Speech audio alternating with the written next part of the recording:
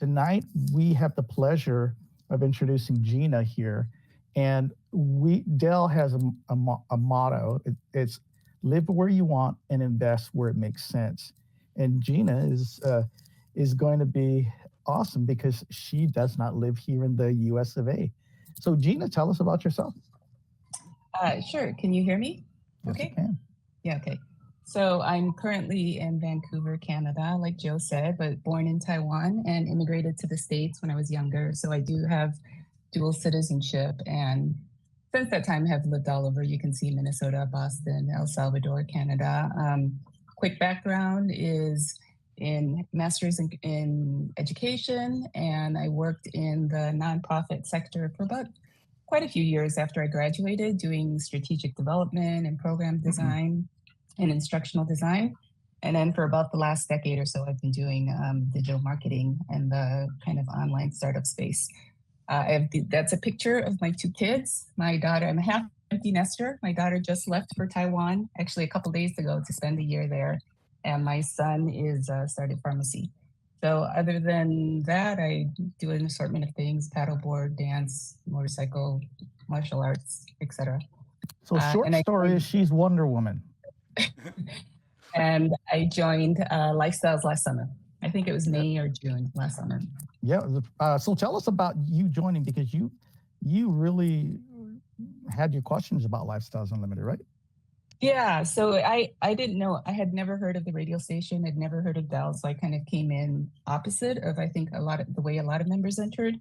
A friend of mine was exploring Lifestyles, and he mentioned that he was looking at a real estate group. And having worked in kind of the digital space, I was very skeptical of online programs and online seminars because there's a lot of scams out there, and I've seen quite a few of them. And so, but I was curious, and previously I have owned rental property. It was more house hacking, live in one part, rent out part of it to help with the mortgage.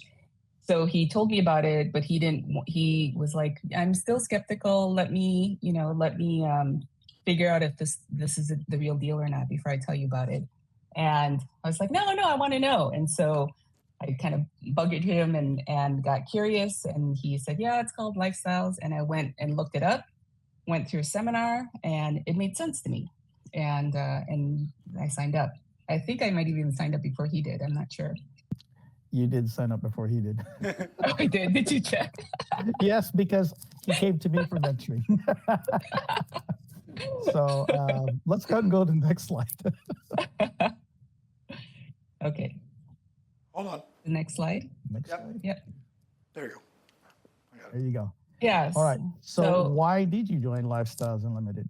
And by the way, these are the pictures that you see on the slides are some of Gina's passions and pleasures, actually. So yeah, so some of the things I'm involved in my community when I'm not working or looking for houses.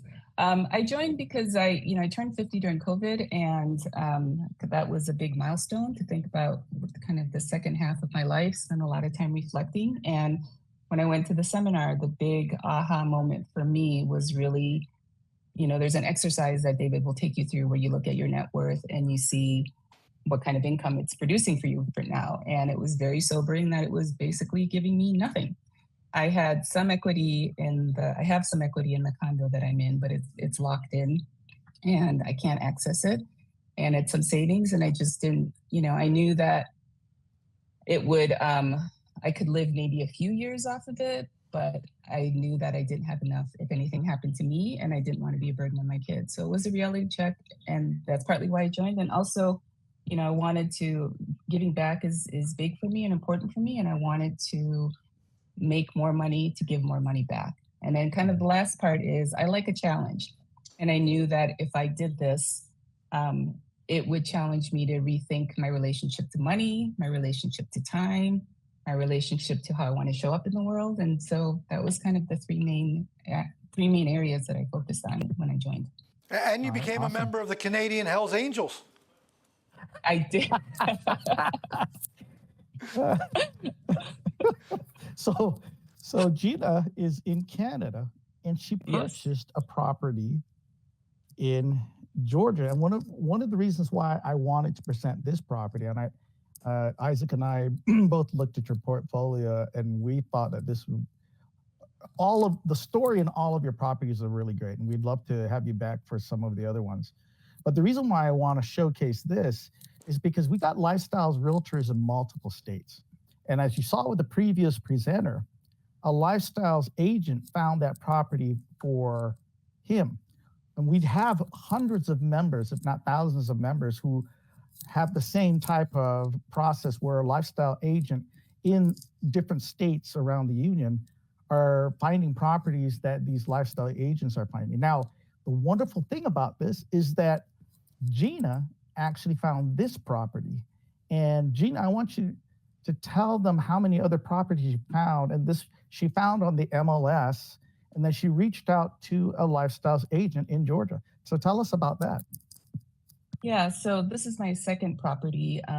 So one of the things I did when I was doing my research was I would talk to realtors in cities that I was interested in investing in, and I would ask them, you know, what are good neighborhoods based on the goals that I want for my investment? What are the zip codes I should be looking at? And so they would give me, this is a good zip code, this is a good zip code, and I would just put a watch on it in Redfin, and got a little. I'm a hunter. I'm curious, so I got a little bit obsessed with looking, and I would send, you know, once I found something, I would do the spreadsheet analysis that David's going to show you on it, and I would send it to Darlena, who's amazing in Georgia, and I'd say, hey, this looks like a decent deal. What do you think? She would give her answer. Sometimes she'd say is one no. of our lifestyles agents in Yes. Georgia, just an FYI. She's a lifestyles realtor in Georgia. And sometimes she would say, stay away from that neighborhood. And so I'd make a note, don't look at houses in this area anymore.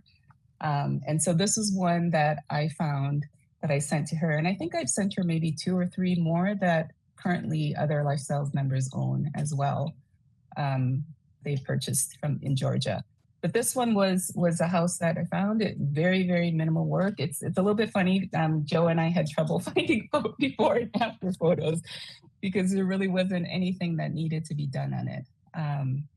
And kind of an interesting fact about this one is that this was purchased in so I wrote it down because I wanted to make sure I was right on the date. So this was closed on Tuesday, January 31st.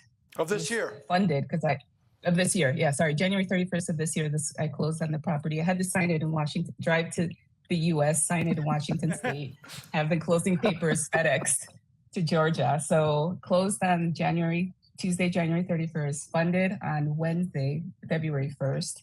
We listed it on Friday, February 3rd, and Tuesday, February 7th, we had a lease in hand and security deposit in hand for March 1st move-in. So basically within 7 days. And then I had, you know, a couple of weeks of leeway time to put in the stove and change the light. Yeah, so the before and the after, the only 3 reason why we have the pictures there, she put in that new light, she put in the new appliances, and then, I don't know, I just took a picture of the roof that she sent me, so. That's the roof was redone, but the roof was redone. When we did the inspection, the roof was old and we thought it had a few more years in it. So one side note on this in terms of, because I know the questions will be, you know, one of the questions will be, do you manage it yourself? I do manage it. This is the house that had the least amount of work because as you can see, but it was the one that I got the most calls because I didn't do the work myself. And so, you know, that's just the first property that I had, the triplex, had a lot of work and has very little calls now. So this one has more calls just because everything wasn't done, even though the inspection came through okay. Okay, let's look at the numbers now. Yeah. Okay, so you bought this for $121,900. Now, you actually used hard money to get this, and the reason why you did this because why? So it had a very short closing date. I actually started out wanted to just do a straight purchase, but because I couldn't, the original lender ended up not being able to close in time, and the seller wasn't willing to extend the date. So at the last minute, we had to switch to hard money. But it ended up being a better deal in the long run anyways with hard money, because if I had done straight 30-year, I wouldn't have been able to get the cash out with the refi later on. So this refinance happened in June of this year, and it's an 8% interest rate. or 7.95 or something like that. So you had a resident in the door. The resident was paying you rent, and so you held it for something that we normally don't recommend, and that you do with hard money is hold it for a long period of time. But you were able to cash flow through that entire period because you had a tenant right up immediately, and so essentially you paid the interest rate and the carrying costs.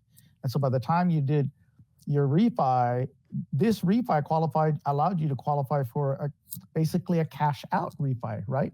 Right, which is why I held it. I had to wait 6 months seasoning, and this is something David will probably talk about as well. But in order to get a cash out refi, you have to wait 6 months. And so I waited 6 months so that I could get the cash out.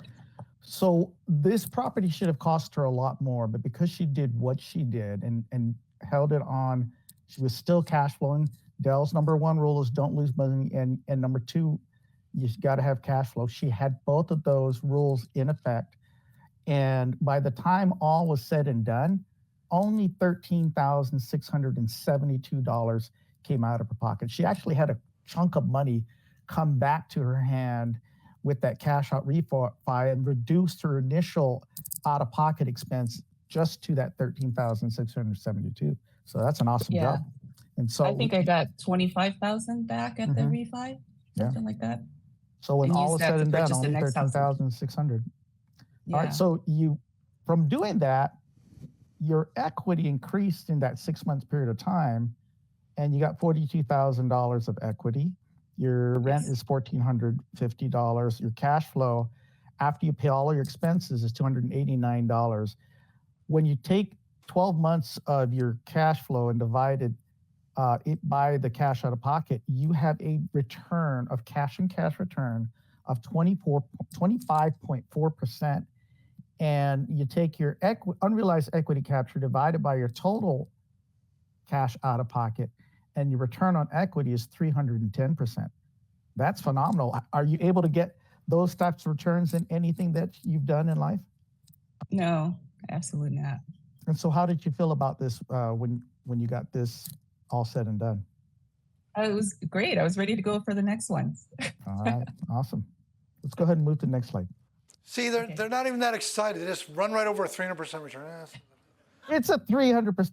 You should say something really cool in Canadian, like add 8 every sentence. Why don't she add 8 who agrees with me, right? Hosers and A and A? There you go. Come on, you got to say that. I'll say, oh, it was only 300%. Sorry. A. He's from Vancouver, A. Oh, wait, my clicker's not working. Hold on. Okay, his clicker's not I'll working. get it. There we go. That's her portfolio. All right, Okay. so you joined in summer of 2022. Correct. And you have got 5 properties. The first one there is a triplex. You went through hell and high water on that, but Yes. still it came up very, very well. And so this is her entire portfolio since joining in summer of 2022. So what was the date you got your first property? Well, I did one multifamily deal first before. You got into a passive deal?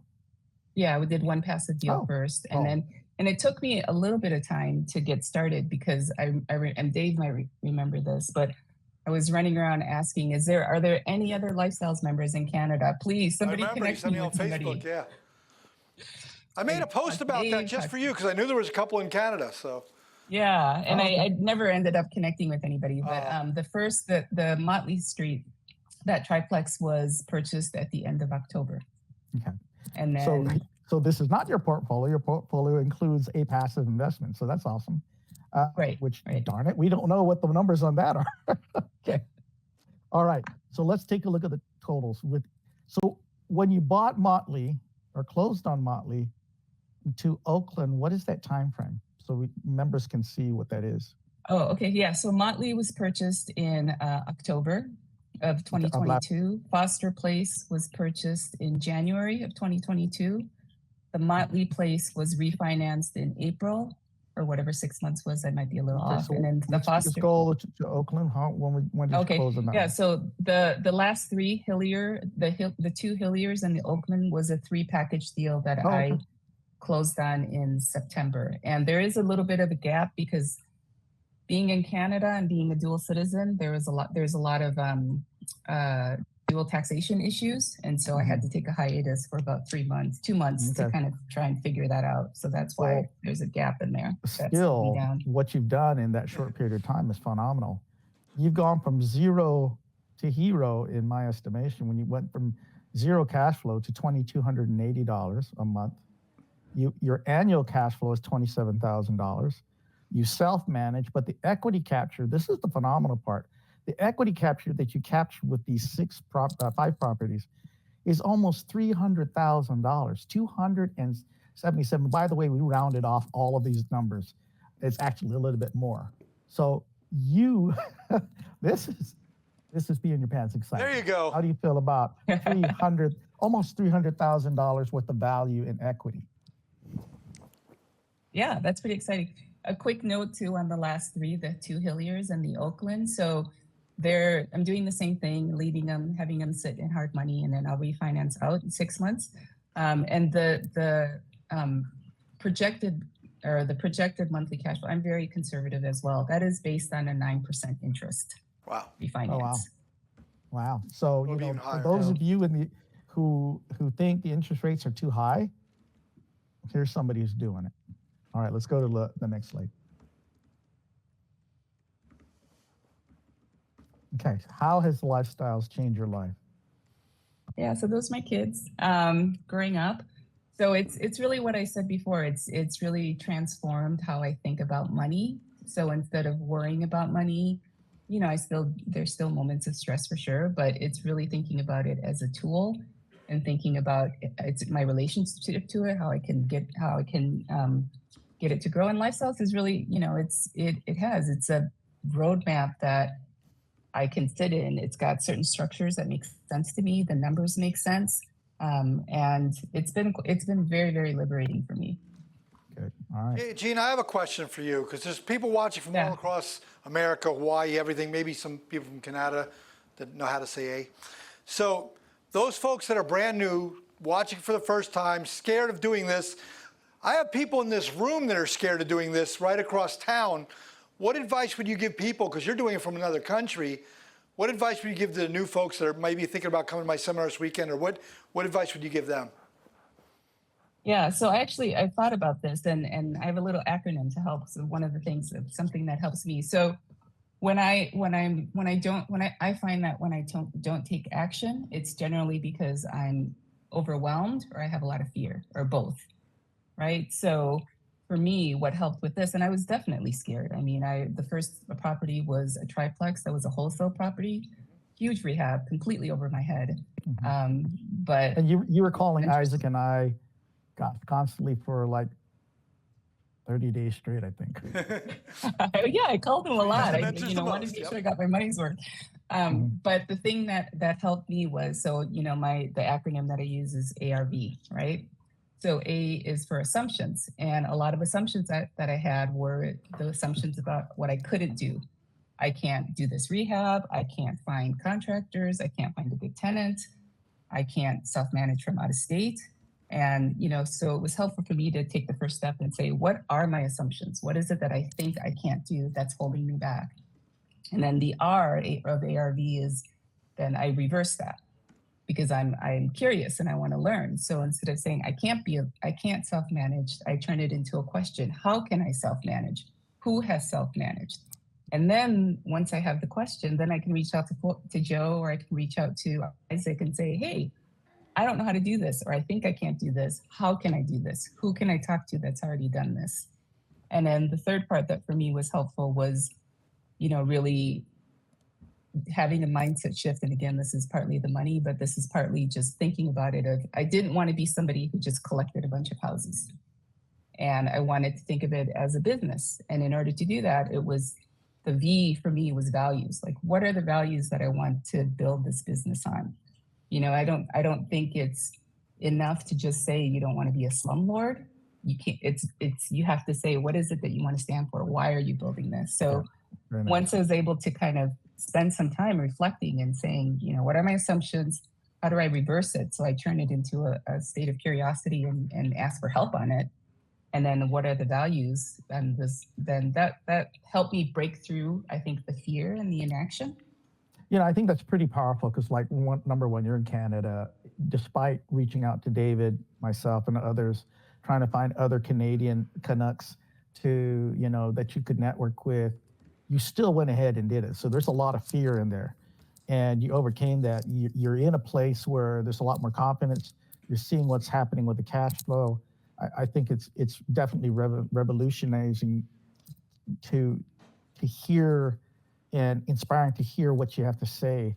But, you working that out in your mind and overcoming that, David says there's not much but people in the room there. We can't see that, but just Right. For you folks that are there, here's a gal, Wonder Woman from Canada, and she had to overcome a lot of obstacles.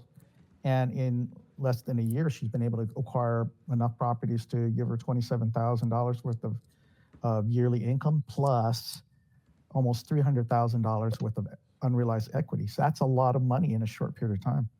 Good, congratulations, Gina. Let's go move on to the next slide. Yep. Okay, what's next? Yeah. So short-term goals: keep buying more, and at some point become an apartment IRO, an independent apartment owner. David will talk more about what that means. Long-term goals: I would, like to build more wealth. Giving back is important to me. So you can see in one of the photos, I've got the back of my, I'm involved in a group called Bikers. I volunteer with a group called Bikers Against Bullying, and we're a motorcycler, kind of a hodgepodge of motorcyclists who accompany young people who are bullied or at risk of bullying in school. So I want to, spend some more time giving back to them, getting more involved with my church. I crochet. That's one of the scarves that I made. So spend more time doing that. That's awesome. And then also, travel, maybe ride, maybe 1 year ride to Expo. I don't know. Paddleboard. Yeah, do you know that's what Joe does? His wife's very much into quilting too. Do you know that? I know. I keep telling him I want to go and live with him so she can teach me. Well, do you know what? Do you know what his wife told me Joe does? He's a stripper. Did you know that? Do you know what that means? Stripper. He strips the clothing. I don't know. Explain what that means, Joe. Whenever my wife makes a mistake, she hands me the Ripper. She calls it Jack the Ripper, and I have to go and undo all of the threads and take it all apart and give it back to her, and she sews it back in the correct place. So I do strip for my wife. Thank you, Dave. You're welcome. All right, let's go to the next slide. So, part of a success is that we teach you how to build your team. And let's talk about who's on your team, Gina. Yeah. So mentors, Joe and Isaac, are fabulous. Please do reach out to them. They're both amazing. For realtors, these are two Georgia realtors. Jeff Hester was one that helped me with the triplex. And then I worked with Darlena and the other properties. And then did the refi with Capital Concepts. Gary Donham was amazing to work with at Capital Concepts. And then I have a local GC that's not an LU vendor, that's in Satisfied Construction, that's in Georgia. Yeah, awesome. Now, Isaac Martinez, he's Miami Spice. And I'm Joe Flores. I am the Guam Rice. So there you go. There you go. That's two of your national single-family mentors. All right. Awesome. And I think we're done. Any questions? Well, we might have a couple questions. Let me see if we have any online. David, do we have any questions online? Yeah. Two, how did she self-manage? Has she ever visited the properties? Great questions. How did she manage the rehab? Those things. I've never visited the properties. Yay! I self-manage. It's so I don't lease it out myself because it doesn't make sense for me to do that. I have somebody local who leases it, who can do the showings, to take the pictures, all of that. I did consider trying to lease it myself, and it just seemed dumb for me, so I didn't do it. Self-managing, I was pretty scared to self-manage, but I haven't heard many good experiences with property managers. And then also, I didn't want to pay somebody the property management fee. So you're So- paying somebody to lease it for you. So you're paying for their services. So what we see in your cash flow on a monthly basis and a yearly basis, that's after you pay all those other professionals to lease it out for you, correct? Well, the leasing is just the first month's rent. So once it's leased Right. out, yeah, Right. correct. So that is, Yeah. that It's in your that numbers. does cut into Yeah. your returns, but still, when we take a look at that, that's actually pretty phenomenal. Yeah, so the cash out of pocket takes into account what I Good paid the job. leasing Good agent job. and all of that. Yeah. And how do you do it? You answer the phone, you answer the text. If if my GC can't do it, there's this thing called Google. I Google it and I call people. And it was pretty scary at first because I had a lot of fear, not so much talking to people, but just not knowing whether I could handle it. And so one small story about the foster house, I was saying it's the one I got the most calls on. I didn't expect to replace the roof right away. And a couple months after the tenant moved in, she sent me a video. And one of my fears was, what if the house floods? So I get a video of the house flooding. Literally water. She would send me a video of her opening the basement and water flooding in. And I was like, oh, what do I do? Again, pick up the phone, you call, it's you just keep calling until you find somebody, and and eventually ended up replacing the roof. So that was probably the biggest trial. After that, I was like, oh, I can handle anything.